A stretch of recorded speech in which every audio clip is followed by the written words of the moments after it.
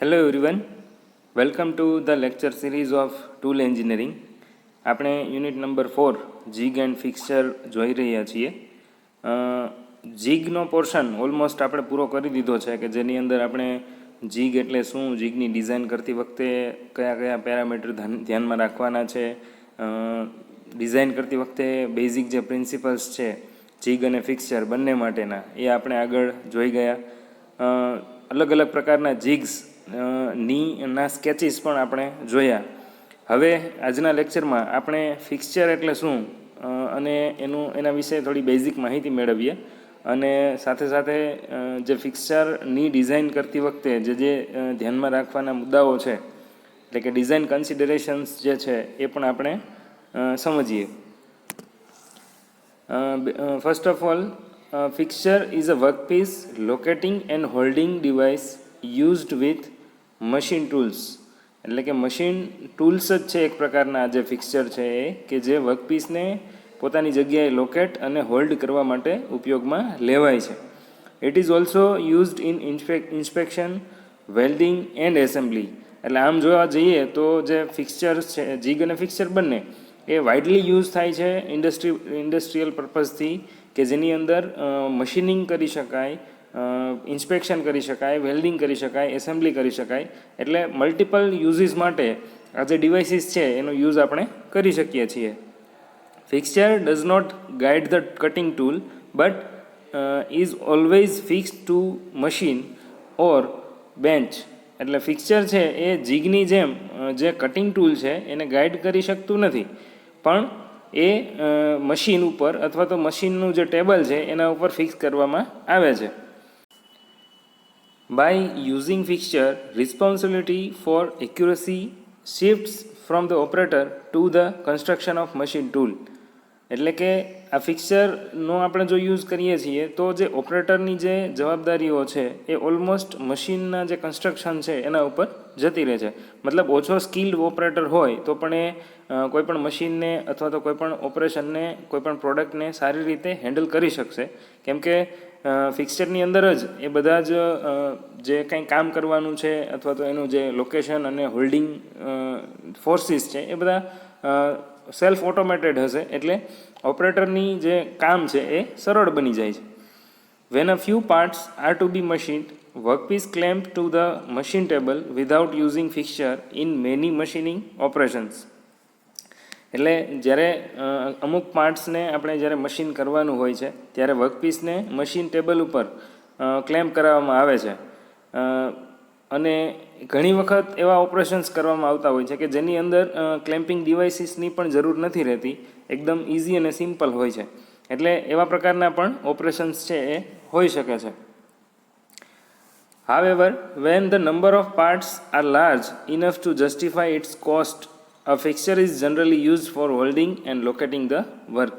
એટલે આપણને ખ્યાલ છે કે જે જીગ અને ફિક્સચર છે એ બંને ક્યારે યુઝ થાય છે, તો કે જ્યારે માસ પ્રોડક્શન કરવાનું હોય, લોટની સાઇઝ જ્યારે મોટી હોય ત્યારે જનરલી ઇકોનોમિક પર્પઝથી આપણે જ્યારે વિચારીએ એનું કોસ્ટિંગ ઘટાડવા માટે, લેબર ટાઈમ ઘટાડવા માટે, જે વર્કિંગ અવર્સ છે એ ઘટાડી શકાય. એટલે અલ્ટિમેટલી જે પ્રોડક્ટિવિટી છે એ વધારવા માટે ફિક્સચર છે એ આપણા માટે કારગર સાબિત થઈ શકે છે. કારણ કે નાના નાના જે એલિમેન્ટ્સ આપણે જોઈએ કે કોઈ પણ કામ કરતી વખતે, મેન્યુફેક્ચરિંગમાં કોઈ પણ ઓપરેશન કરતી વખતે જે ટાઈમિંગ છે એ ટાઈમ બચાવવો હોય, અને જો એ ટાઈમ બચાવી શકાય તો એ દેખીતી વાત છે કે કોસ્ટિંગ પણ બચાવી શકાય છે. તો એ જીગ અને ફિક્સચરથી આપણે સારી રીતે કરી શકીએ છીએ. Fixtures are widely used in large batch production to ensure the easy setup and achieving the desired accuracy. એટલે ફિક્સચર છે એ આપણે આગળ વાત કરીએ એ પ્રમાણે કે જ્યારે માસ પ્રોડક્શન કરવાનું હોય અથવા તો લાર્જ બેચ પ્રોડક્શન કરવાનું હોય ત્યારે ઇઝીલી સેટઅપ થઈ શકે છે, અને આપણી જે નક્કી કરેલી જે એક્યુરેસી, ટોલરન્સીસ, ક્વોલિટી, આ બધું મેન્ટેન કરી શકાય છે. It can be used in a variety of machine tools such as lathe, milling, grinding. આ સિવાય પણ ઘણા બધા ઓપરેશન્સ ઘણા બધા મશીનની અંદર કરી શકાય છે. એટલે though the milling fixtures are the most widely used in view of complex requirements for the milling operations. એટલે જેમ લેથ અને મિલિંગ ગ્રાઇન્ડિંગ આ બધા ઓપરેશન્સ છે એની જેમ બ્રોચિંગની અંદર યુઝ કરી શકાય છે, બોરિંગની અંદર યુઝ કરી શકાય છે. પણ સૌથી વધારે જે ફિક્સચર્સ યુઝ થાય છે એ મિલિંગ ફિક્સચર્સ ઉપયોગમાં લેવાય છે. આ સિવાય આગળ આપણે જોયું કે વેલ્ડિંગ અને એસેમ્બલી કરતી વખતે અથવા તો ઇન્સ્પેક્શન કરતી વખતે પણ ફિક્સચર છે એનો વાઇડલી યુઝ કરી શકાય છે. નાવ ડિઝાઇન કન્સિડરેશન્સ ઇન ફિક્સચર્સ, એટલે કે ફિક્સચર જ્યારે આપણે ડિઝાઇન કરતા હોઈએ ત્યારે શું શું ધ્યાન રાખશું. ફર્સ્ટ છે the main frame of fixture must be strong enough so that deflection of fixture is as minimum as possible. But obvious છે કે ફિક્સચર છે એના ઉપર ક્લેમ્પિંગ ફોર્સિસ આવશે, એના ઉપર બોડી જે વર્કપીસ છે એમાં જ્યારે કટિંગ થતું હશે તો અલગ અલગ ફોર્સિસ આવવાના છે, એનો લોડ આવવાનો છે. તો ડિફ્લેક્શન ના થાય ફિક્સચરની બોડી એ ખૂબ જરૂરી છે. એટલે એ જે બોડીની ફ્રેમ છે એ સ્ટ્રોંગ હોવી જોઈએ. The deflection of fixture is caused because of forces of cutting, clamping of workpiece or clamping to the machine table. એટલે આગળ આપણે વાત કરીએ પ્રમાણે કે કટિંગ ફોર્સિસ હોઈ શકે અથવા તો ક્લેમ્પિંગ ફોર્સિસ પણ હોઈ શકે. મશીન ટેબલ સાથે અટેચ કરેલું છે, ફિક્સચર જોડાયેલું છે, તો એ પ્રકારના એના ઉપર અલગ અલગ ફોર્સિસ લાગશે. The main frame of the fixture should have the mass to prevent vibration and chatter. એટલે વાઇબ્રેશન અને ચેટરની સામે પ્રિવેન્શન થઈ શકે એવી રીતની ફિક્સચરની ફ્રેમ છે એ હોવી જોઈએ. સેકન્ડ છે frames may be built from simple sections so that frames may be fastened with screws or welded whenever necessary. એટલે જ્યારે ફિક્સચરની ડિઝાઇન કરીએ છીએ તો એ પણ ધ્યાનમાં રાખીએ કે ઇટ શુડ બી ફ્લેક્સિબલ અને એ એવા સેક્શન્સમાંથી બનાવવામાં આવે કે જેથી કરીને એને ઇઝીલી ફાસ્ટ સ્ક્રૂ અથવા તો નટ બોલ્સ અથવા તો વેલ્ડિંગથી એને ફાસ્ટનિંગ કરી શકાય. Those parts of the frame that remain permanently with the fixture may be welded. એવા પાર્ટ્સ કે જે ફિક્સચરની અંદર પરમેનન્ટ જ રાખવાના છે એને વેલ્ડ કરી શકાય. Those parts that need frequent changing may be held with the screws. એટલે કે એવા પાર્ટ કે જેમાં જેની પરમેનન્ટ રિક્વાયરમેન્ટ નથી, જેને અવારનવાર બદલવા પડે છે, તો એ પ્રકારના જે પાર્ટ્સ હોય ફિક્સચરની અંદર એ સ્ક્રૂથી અથવા તો નટ બોલ્ટ કે બીજા ફાસ્ટનર્સથી અટેચ કરવા જોઈએ કે જે ટેમ્પરરી કાઢી પણ શકાય. In the situation where the body of fixture has complex shape it may be cast from good grade of cast iron. Generally જે ફિક્સચરના અમુક પાર્ટ્સ છે એ કાસ્ટ આયર્નમાંથી બનાવવામાં આવતા હોય છે. એટલે ડિપેન્ડ કરે કઈ જગ્યાએ યુઝ કરવાનો છે એ એના આધારે આ જે ફિક્સચરના પાર્ટ છે એ અલગ અલગ મટીરિયલમાંથી બનાવી શકાય છે. પણ એની સ્ટ્રેન્થની આપણે જરૂર પડશે એટલે એ પ્રમાણે કાસ્ટ આયર્ન છે એ વધારે પ્રિફરેબલ છે. થર્ડ છે clamping should be fast enough and require least amount of effort. હવે આ જે ફિક્સચર છે એની અંદર આપણે અવારનવાર પ્રોડક્ટને ફિક્સ કરવાની છે, એમાંથી રિમૂવ કરવાની છે, મતલબ જેને આપણે લોડિંગ અને અનલોડિંગ કહીએ છીએ. તો એ ફિક્સચરની અંદર જે ક્લેમ્પિંગ સિસ્ટમ છે એ ફાસ્ટ હોવી જોઈએ. ક્વિક ક્લેમ્પ કરી શકાય અને ક્વિક રિમૂવ કરી શકાય અને ઓછો એફર્ટ જોઈએ એ પ્રમાણે ક્લેમ્પિંગ સિસ્ટમ હોય તો વધારે સારું. Clamp should be arrange so that they are readily available and may be easily removed.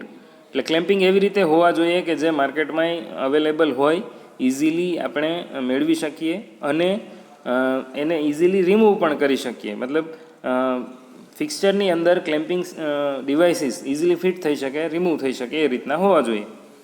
Clamp should be supported with springs so that the clamps are held against the bolt head whenever possible.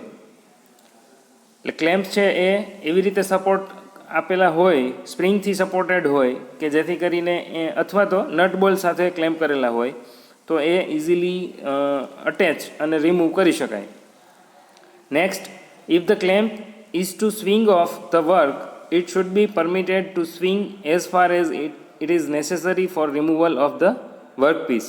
એટલે clamping છે એ swing જે liver હોય છે એ swing ટાઈપનું પણ રાખી શકાય છે કે જેથી ફટાફટ એનું જે લીવર છે સ્વિંગ કરી અને ઇઝીલી રિમૂવ કરી શકાય વર્કપીસને અથવા તો ટાઈટ કરી શકાય.